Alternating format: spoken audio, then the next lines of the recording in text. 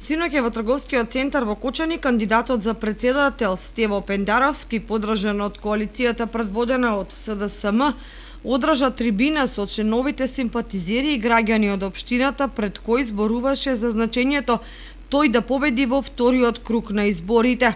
Пендаровски одговараше на прашање на присутните поврзани со кампањата против кандидатот и поддршката на граѓаните.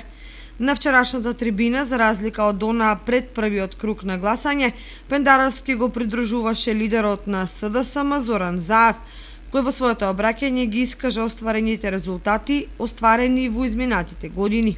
Овие 2 години сите представници на работниците од секој аспект поминаа во мојот кабинет и во соодветните кабинети на министрите кои што се грижат за работничките права.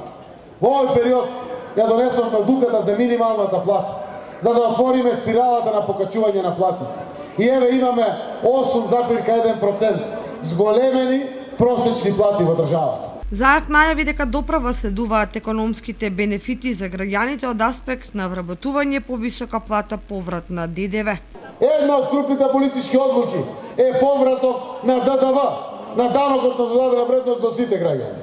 Меѓу 70 и 100 милиони евра годишно ќе пуштаме пари на граѓаните, назад директно на вашите сметки, затоа што ќе воведеме контролен систем на данокот на додадена вредност.